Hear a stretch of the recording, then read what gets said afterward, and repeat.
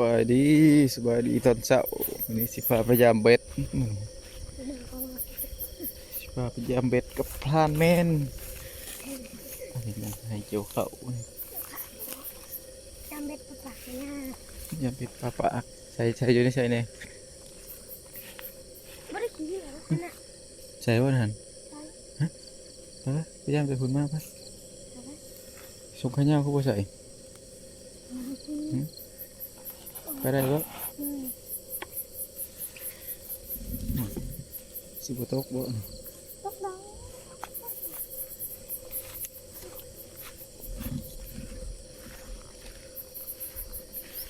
โอ้ยเชือกประชักอยู่ถึง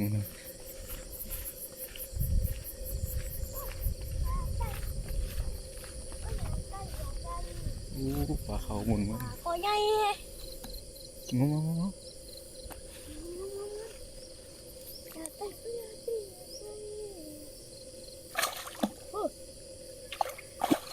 เดินกันแล้ว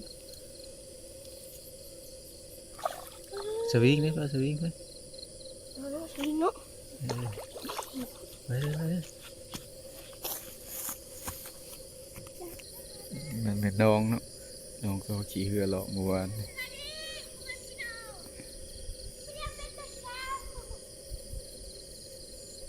ไว้พาน้องล้มลงหันเด้อตอนนี้เขากับปลาสวิงเนาะอยู่มันหลุดไป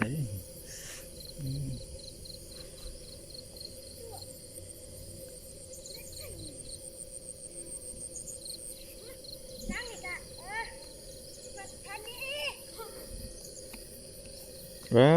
ย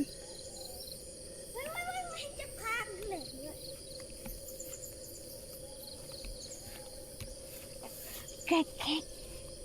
ลงไปเนาะ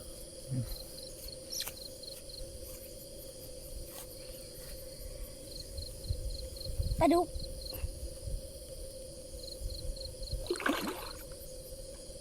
ใช่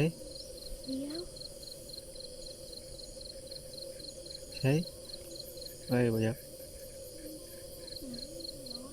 ปลาดุกอันเดี๋ยวดึงปลาขอดึงเงาเราออกมาใส่แล้ว พอเห็นโตเขียวๆเลย สับมันนี่บ่ โอ้ยลืมนี่อีกสิ โอ้ยกดออกนี่กดตัวเดียวก่อนเลยห่วงเขาก็พาดถึงเขาจะเอากันบ่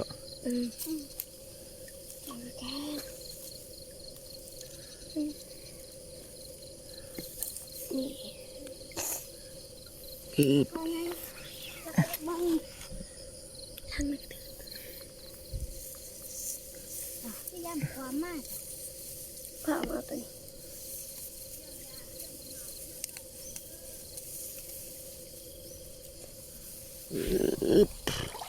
ไปแล้วตัวหนึ่ง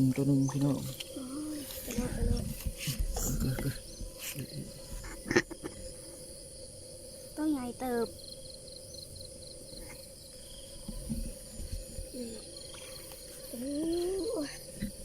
เป๊ะ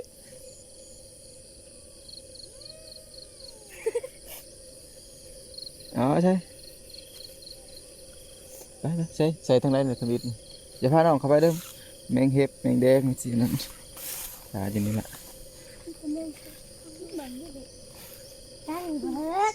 ยังบ่หลอนบ่เรื่องหนึ่งเนาะหลอนแล้วหลอนกูเนาะอย่าพาน้องมาหยังวะมันหกเท่านี้นะอย่าไปใกล้ๆล้างเงินร้อน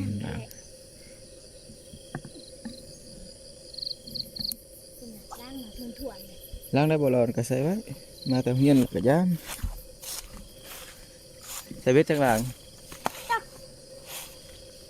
ไม่ได้นับที่ใครนะ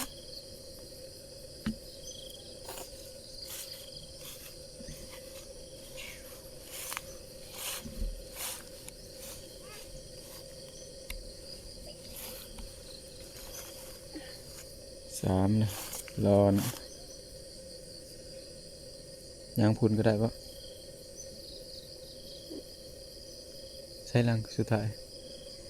ใช้ลังสวิตช์นะ เอาสิอีกมีค้อนเลยใส่ออก เสียบลงเหรอ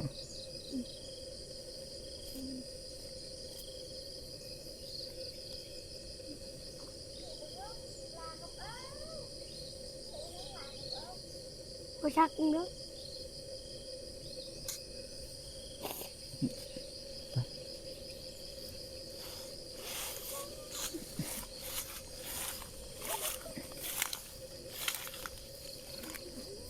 ลังนี่ก็บ่ถือ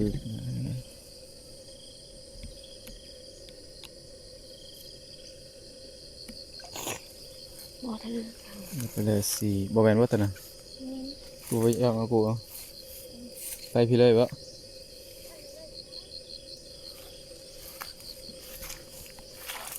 ร่วงลมเนาะร่วงเด้อลม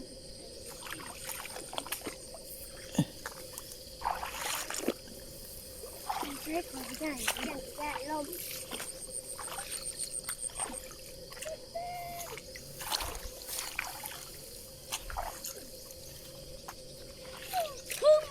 กบบ่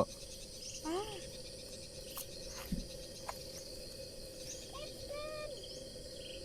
ชุดอยู่ใช่เบ็ดน่ะเท่านี้เท่านี้นะใส่นะ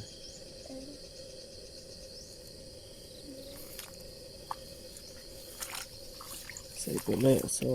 4 6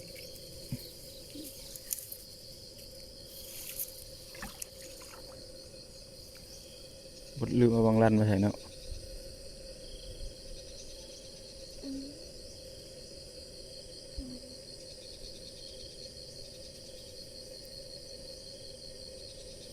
ใช่ไหม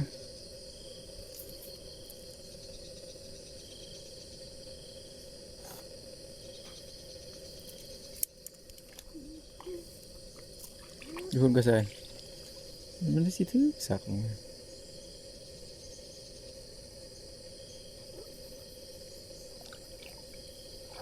ไม่ใช้ไม่มีเดี๋ยวต้องใช้ นั่นก็บอกถือ2 4 6ยับไปแล้ว7หลัง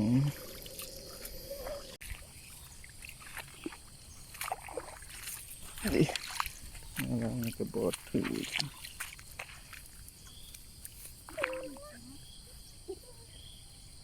ขั้นจะหักเลยดิ้นงวยงวยงวยงวย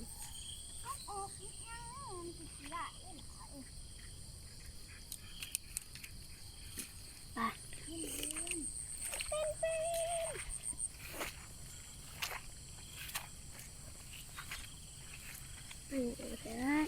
ขึ้นให้กระสมอย น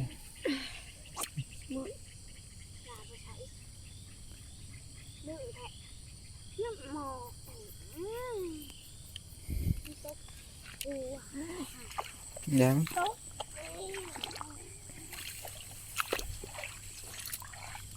จัง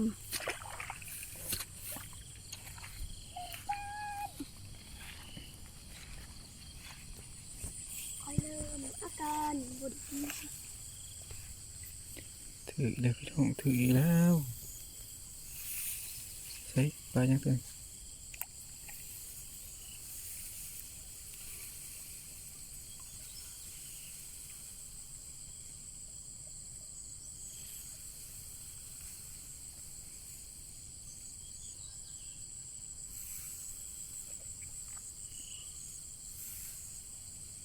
ดูหรือเปล่ายักษ์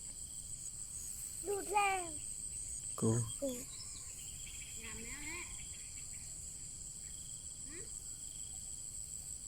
ดูดซ้ำตัวนี้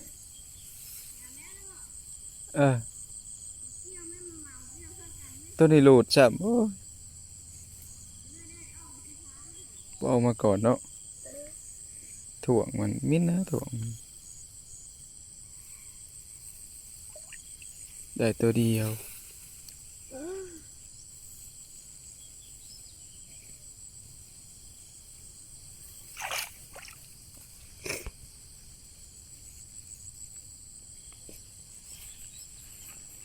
ได้ตัวเดียว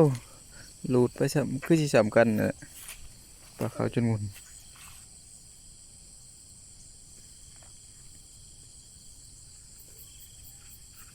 ยังจะล้าง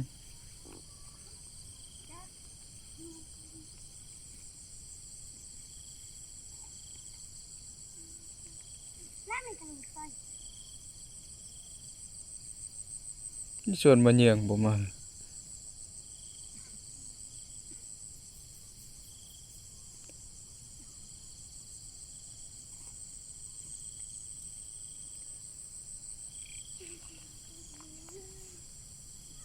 เอาแล้ว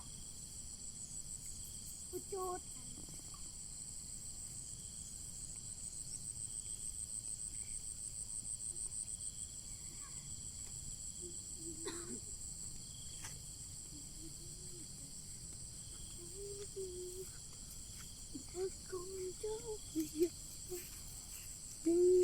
ได้แต่นั้นน่ะทางหลังอะดิ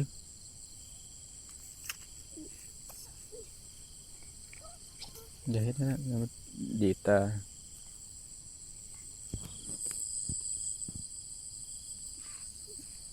ตัวนี้ก็เป็นดองเนาะพวกดอกบัวอยู่กลางหนองพวกอยู่พุ่นบ่ได้ใส่บ่แม่นส่วนบ่น่ะบ่ได้ใส่บ่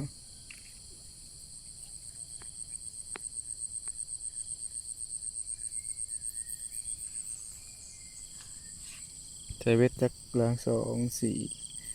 2 4 6 8 10 12 13 14 คันได้ปลาตัวเดียวตัวหนึ่งโลตัวช่ำ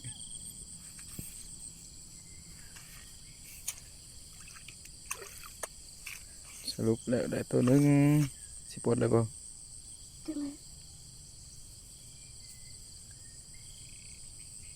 มันกินเลิกเนาะ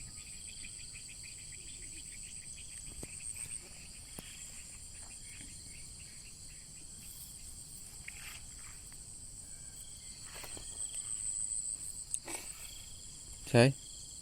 ว้า เบิ้งย่อขึ้นดู อันเด็ด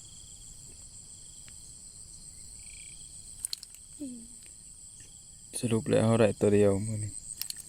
ไปหาเกี่ยวเข้าวบัดนี้ ตัวเดียวเขาก็คัน บ๊ายบายบัด บายบาย